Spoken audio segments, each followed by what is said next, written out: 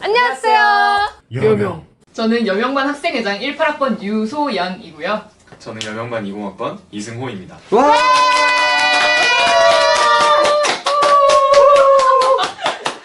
자, 그러면 저희가 오늘 이 영상을 왜 찍느냐? 왜 찍죠? 그러게요? 왜 찍죠? 저희가 오늘 왜 모였나요? 저희가 오늘 모인 이유는 새내기들을 위해서 저희가 이제 대학생 활 동안 쌓아온 그 노련한 팁들을 전수하고자 하기 위함이죠. 그렇죠. 자, 그 중에서도 오늘은 1강! 빠밤! 시간표 짝입니다. 근데 10표 왜 중요하죠?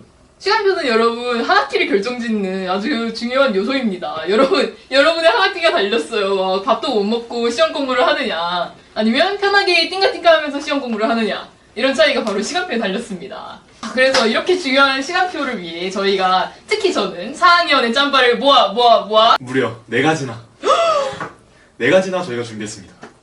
이 영상에는 여명반 친구들을 위해 특화된 팁들도 있지만 그게 아니더라도 뭐 인문대 새내기들도 많이 참고할 수 있는 팁들이 포함되어 있으니까요. 꼭 봐주세요. 첫째, 통상적인 수업 시간에서 벗어나지 마라. 여러분 어차피 고학년 되면 이상한 시간에 수업을 들어야 되는 경우가 많거든요. 왜냐면 졸업을 하기 위해서 막 되도 않는 수업들을 막 이렇게 시간표에 옮겨 넣어야 돼. 근데 그러면 이제 고학년 들어가서 이미 힘들 건데 뭐하러 그걸 새내기부터 합니까? 새내기 때는 편한 시간대가 많아요. 그러니까 제발 이런 시간대는 잡지 마시고 좀 통상적인 시간 안에서 여러분들이 이렇게 수업 시간을 잡으시는 게 제일 편할 겁니다. 그럼 피해야 할 수업이 뭐가 있을까요? 일단은 아침 수업. 특히 여러분 아침에 9시에 일어날 수 있을 거라는 착각은 금물입니다. 죽음이죠.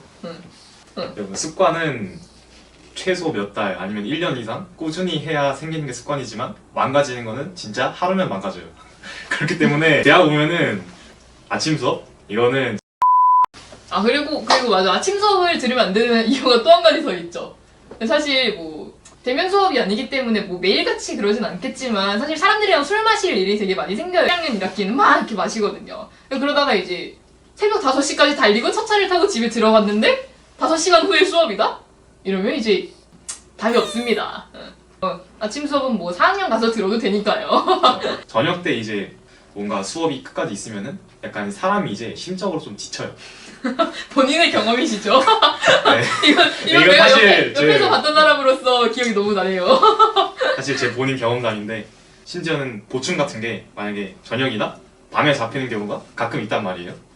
그 잡히면 이제 일단 그게 있다는 것 자체로 뭔가 약간 좀 이제 긴장이라고 해야 되나? 하루 동안 이게 그냥 하루가 안 끝나겠다 뭐 이런 기분이 있죠. 그렇죠. 너무 가슴이 아프네요. 여러분 이런 일을 겪지 않으려면 저녁 수업은 피해야 합니다. 제발. 근데 여러분 이제 저녁 수업 같은 경우에 아마도 만약에 인문대생이라면은 1학년 1학기에 상관 인문학 수업을 거의 듣게 될 텐데 그 수업이 이제 강제로 거의 6시 반쯤에 끝나기 때문에 그거는 숙명이니까 그리고 사실 삶에는 괜찮아요. 졸업하려면 들어야죠. 맞아요. 어쩌겠어요. 안 들으면은 뭐 삶인 외에는 최대한 저녁 시간 잡지 마시길 바랍니다. 그리고 저도 경험담을 하나 말해보자면 수업 중에 5시에 시작하는 수업이 하나가 있었어요. 5시면 보통 이제 진짜 사람들이 활동하기 시작하는 이제 시간이잖아요. 거의 뭐 끝나는 시간인데 뭐 반학회가 됐든 뭐 집행부가 됐든 아니면 뭐 동아리가 됐든 아니면 뭐 기타 학교 행사가 됐든 이런 것들이 다 저녁 시간대에 하는 경우가 되게 많아가지고 막 이렇게 내가 하고 싶은 게 있는데 이 수업이 걸림돌이 돼서 막 일정 조절이 안 되고 막 이러는 경우가 생기는 경우도 되게 빈번해요. 그러니까 웬만하면 저녁 시간은 피하시고, 근데 저녁 시간 뭐 맨 처음에도 말했지만 고학번 되면은 이상한 시간이 많다고 했잖아요. 그게 맞아요. 대표적인 게 아침이랑 저녁이에요. 점심시간 왜 피해야 할까요?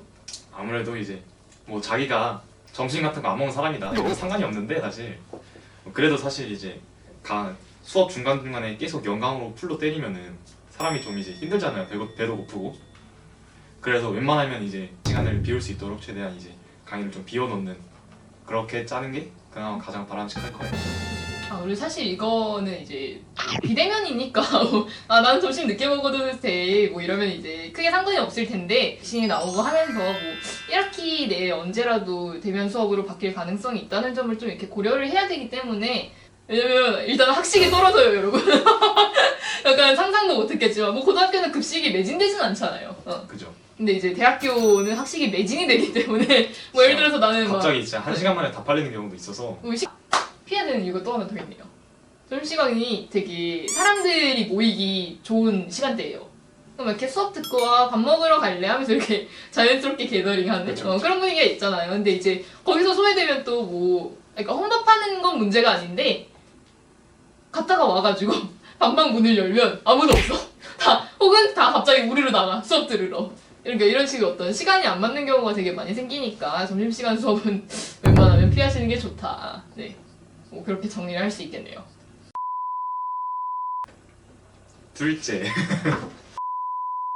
그리고 뭐 아까 이제 점심시간 얘기를 하면서 뭐 잠깐 언급을 했지만 사실 1학기 중에 언제 대면 수업으로 전환이 될지 모르잖아요. 그죠. 그래서 사실 뭐 동선을 굳이 비대면일 때는 고려를 안 해도 되겠지만 이제 좀 가능성이라는 게 있고 어떤 변동성이라는 게 생겼기 때문에 이제 동선도 사실 고려를 좀 해야 됩니다. 서울대학교 넓은 건 다들 익히 아시잖아요. 진짜 이거 한번 걸어보면은 굳이 그 다른 세상이라는 윗공대가 아니더라도 진짜 아랫공대까지만 가더라도 진짜 여기 왜 이렇게 넓어 하는 소리가 졸라 나옵니다. 인문대 안에 짱박히시면 막 이렇게 수업 동안에 뛰어다닐 일은 없고요. 이 인문대와 자연대 간의 거리가 사실 단과대 중에서는 그렇게 막 먼 거리는 아니거든요. 단과대. 그럼에도 불구하고 13분이 걸립니다. 걸어가면. 근데 우리에게 쉬는 시간은 몇 분? 15분. 이렇게 친구들과 얘기를 하다가 1분 만에 후닥닥 나가야 되는 그런 불상사가 생겨요. 그러니까 동선고려도 꼭 해보시길 바랍니다. 셋째. 1학년 1학기는 어떻게 해야 될까요? 무조건 쉽게 해. 항상 신입생 들어올 때마다 하는 생각. 항상 있죠. 아 나는 서울대생이니까 어려운 강의도 해낼 수 있어. 뭐 이런 마인드가 있을 수도 있는데 이제 웬만하면 접으시길 바랍니다. 왜냐면은 일단 수업에서 양면학사를 당할 가능성이 굉장히 높아요. 그리고 사실 1학년이면은 아직 뭔가 어떤 대학교식의 글쓰기, 레포트 작성법 혹은 뭐 시험 답안 작성법 이런 것도 아직 익숙하지 않을 때잖아요. 그러니까 뭐 그런 거에 익숙해지기 전에 일단 맛보기 수업처럼 최대한 로드가 적고 진짜 말 그대로 맛보기 느낌으로 이렇게 뭔가 글쓰기는 어느 정도 해볼 수 있는 뭐 그 정도의 수업만 들어도 저는 충분하다고 생각을 하거든요. 여기 1학년 1학기는 쉽게 가야죠. 어려운 수업은 4학년 가면 듣게 돼 있어요. 어차피 나중에 들어야 되니까 졸업하려면 들어야 하니까 굳이 1학년 1학기 때 막 이렇게 어려운 수업을 듣겠다 하는 어떤 안타까운 포부를 가지 마시고 뭐 1학년 1학기는 무조건 쉬운 수업으로 채우시길 바랍니다. 그럼 이제 또 이런 궁금증이 생기죠. 네, 뭔가요? 그러면 쉬운 수업으로 18학점을 채우면 되나요? 라고 생각하는 사람이 있을 수 있어요. 뭐 있나요? 18학점이요. 저는 18과 17도 들었고 2학기는 19로 출발해서 최종적으로 16을 들었는데 이거는 개인차가 있겠지만 그래도 일반적으로는 18로 들으면은 평소의 삶을 약간 이제 좀 포기하게 되는. 아 근데 저는 이거 진짜 공감하는 게 저는 이제 뭐 수많은 동기들과 후배들을 봐왔잖아요. 선배들도 봐왔고 근데 이제 그 사람들 중에서 항상 이게 어느 날 갑자기 소리 소문 없이 사라졌다 싶으면은 보면 이제 18학점 혹은 21학점을 듣고 있는 사람들이 그런 경우가 꽤 있어요. 그러니까 18학점이면 진짜 항상 도서관에 가 있는 친구들 얼굴을 보기가 되게 힘들었던 것 같고 그리고 뭐 얼굴 보기 힘들 뿐만이 아니라 이제 뭐 본인이 할 수 있는 다른 게 좀 적겠죠 확실히. 그죠. 그래서 그럼 몇 학점이 제일 적절하다고 생각을 하시나요?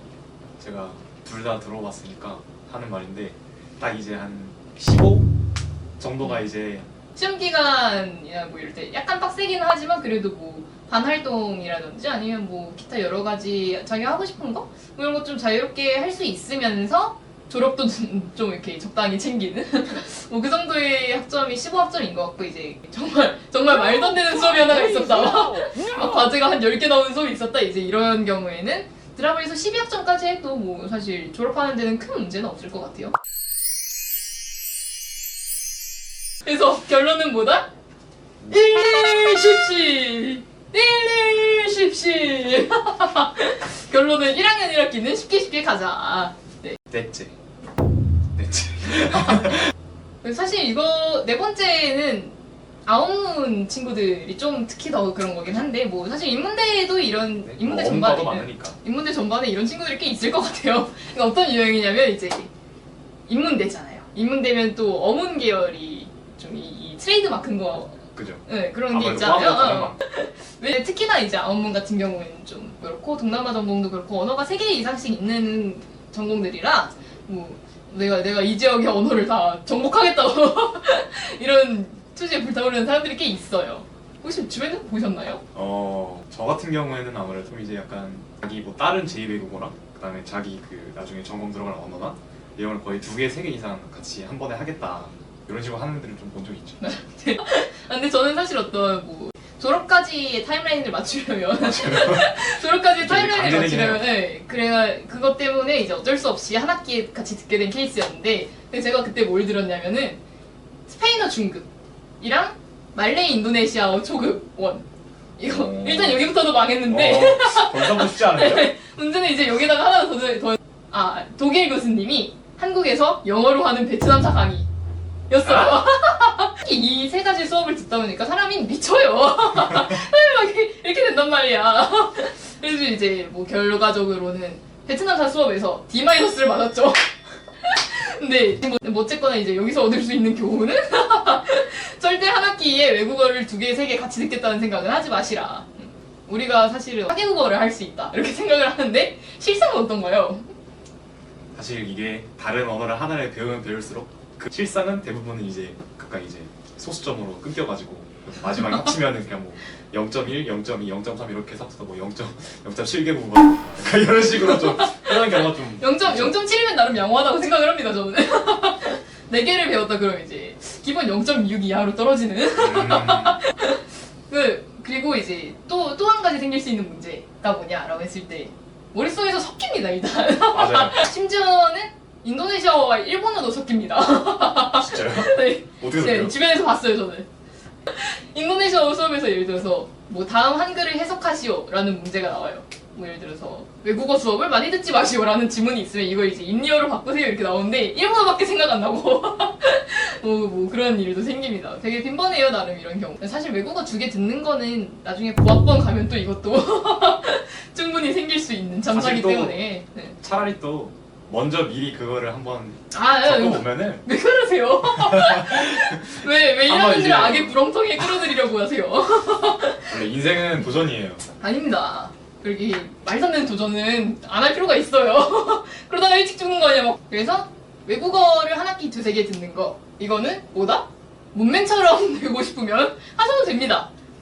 특히 아웃문 친구들 이거 보고 있을 텐데 아 제발 주의해주세요. 이런 친구 없게 올해는 제발 없었으면 좋겠네요. 네.